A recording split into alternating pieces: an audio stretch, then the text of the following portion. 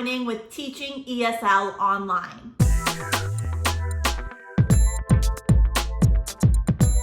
Hello everyone, my name is Alejandra Landano and welcome back to my YouTube channel. On this channel, you find lots of different videos helping online teachers start teaching online as well as reaching their own financial goals.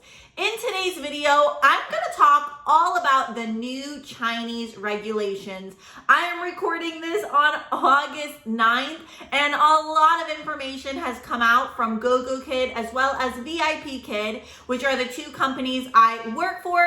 So I thought I would share a little bit about those Chinese regulations, really what's going on, and then my plans with these two ESL companies. Very briefly, I'm going to share a few main points I've seen from the new policy in China. Basically, this new policy is prohibiting businesses from offering classes on the weekends, over holidays, summer break, winter break, etc. And it's also forbidding foreign teachers teaching students in China overseas. Now, if you're an online ESL teacher, you are probably concerned due to this new Chinese regulation.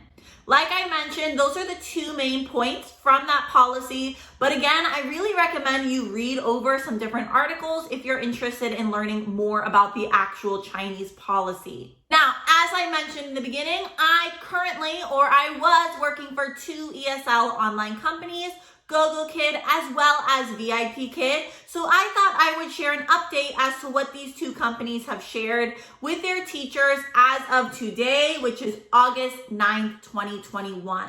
So let me get my paper. So for Gogokid, we got a small letter. It said, this letter is to inform you that as of August 5th, 2021, Gogokid will suspend the curriculum offered to all Chinese students. This decision is in light of the recent educational policy revisions in China. All classes starting on August 5th will be canceled from the system. So they've already completely stopped teaching when I'm recording this video. And they did send out some frequently asked questions about the new updates. One of them that I thought was really nice was, I guess lots of teachers were asking how they can say goodbye to some of those students they had. And it says, we value your feedback and will try our best to help you manage the change. Here is a form you may choose to include a goodbye letter that you would love to share with your students before August 10th, 2021. We will share them with your students accordingly soon.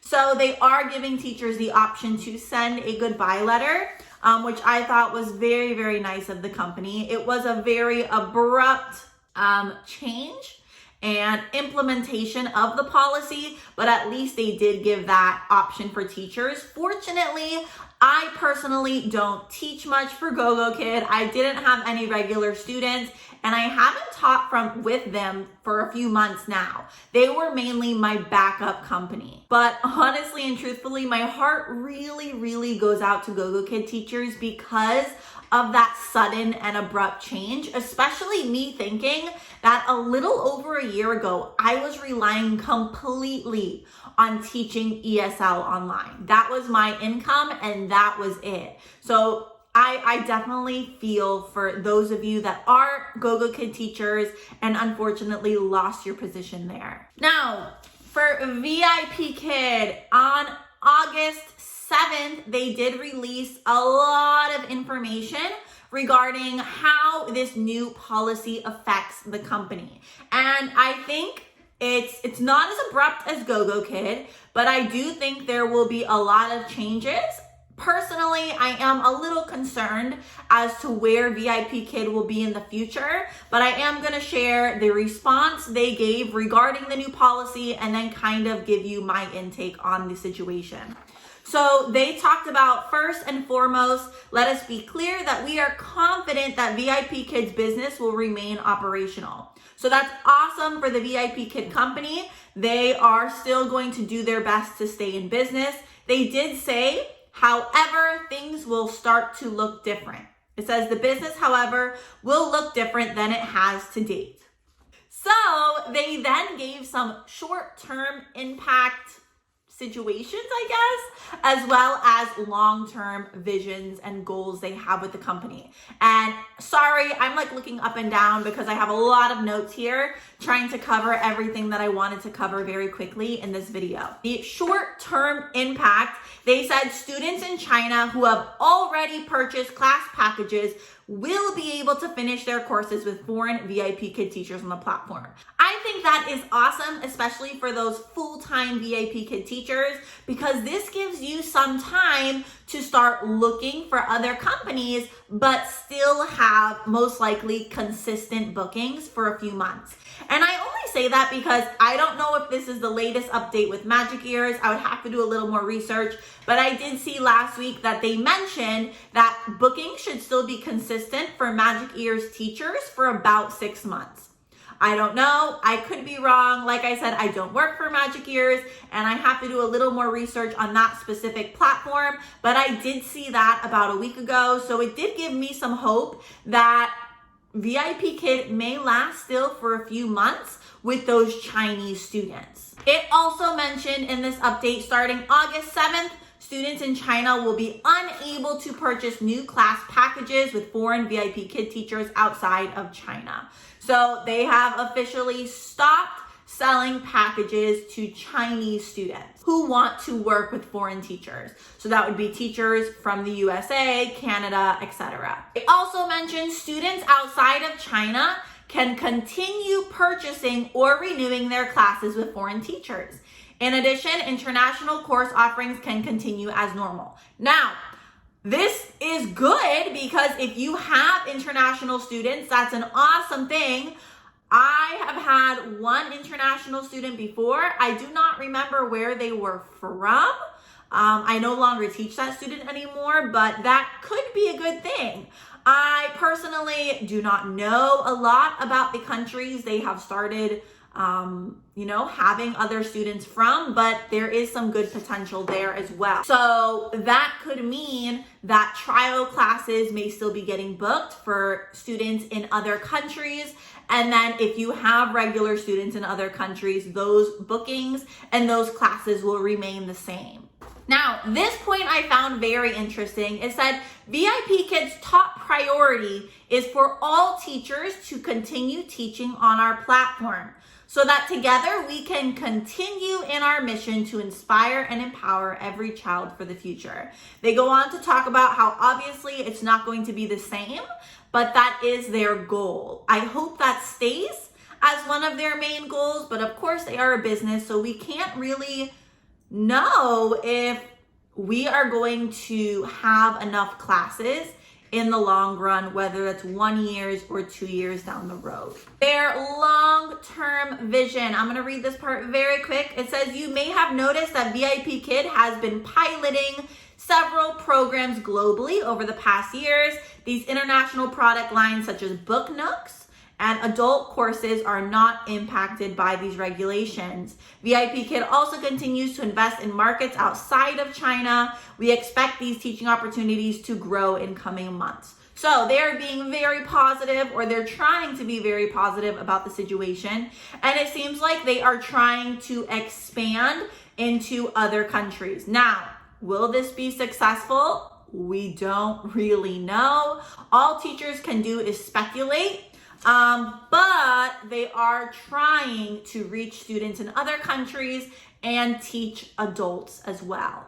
Whew, that was a lot. Those are the 2 updates from Gogokid and VipKid. Again, my heart is definitely torn a little bit, especially with VipKid. Let's go ahead and talk about my goals, my plans, and how I feel about these new ESL changes and this Chinese policy. So the first thing, my plan is to continue teaching with VipKid. As I've mentioned in other videos, I do not teach tons of VipKid classes. Generally, I teach anywhere from 10 to 30 classes a week. Right now, I'm probably going to focus on 10 to 15 classes, but I am going to continue teaching with VipKid for the next few months. Second thing I want to talk about is really a goal. I am starting to research other companies only because I personally always like to have a backup. Outschool has been my big main source of teaching income, and I want another reliable company. VipKid is doing fine for me right now, but of course, as we can see, that can quickly change. So my goal this month is to pick 2 or 3 companies to research. Once I have done that research and applied or decided not to apply, I will definitely share it here. I have like 2 or 3 I'm thinking about, but I don't want to say anything until I do more research. So I will let you guys know when I actually do that, but I am going to research a few other companies and pick 1 or 2 because I personally like to have a backup company. My third goal or plan is to slowly increase a little bit more even my hours with Outschool. Now, I love the VipKid because I could teach 1 or 2 classes, be up for the day, get things started, situated. I don't necessarily love doing that with Outschool. I have taught like 5 a.m. No, I think my earliest was 6 a.m. and 7 a.m. classes with Outschool, but personally, it is not my favorite. But I may try to do that to increase my hours a little bit with Outschool. Again, in case things fall short with VipKid sooner than I would like. The 4th goal or plan I have is to continue developing other streams of income. As many of you know, I am no longer a substitute teacher or a classroom teacher. Therefore, this is how I make my money. This is how I make a living. This is how I pay for my bills. Therefore, I'm going to continue teaching for Outschool. I will continue for a little while teaching with VipKid, and then I need to continue working on those other streams of income. I have my YouTube channel where I try to make income through my affiliate links. I also coach others and help others get hired with different companies. I am thinking of starting a teacher pay teacher store. So I am just going to continue developing those other streams of income so I am able to meet my financial goals and hopefully not be very affected if I have to let VipKid go completely. Now, those are my plans and goals right now with teaching ESL online. You can see it has definitely affected me, and my heart really, really goes out to all of you that really teach this full time or have been doing this for years, and it has allowed you to have a flexible schedule. I know it definitely is sad and it hurts my heart, but remember, this is not necessarily the end of teaching online.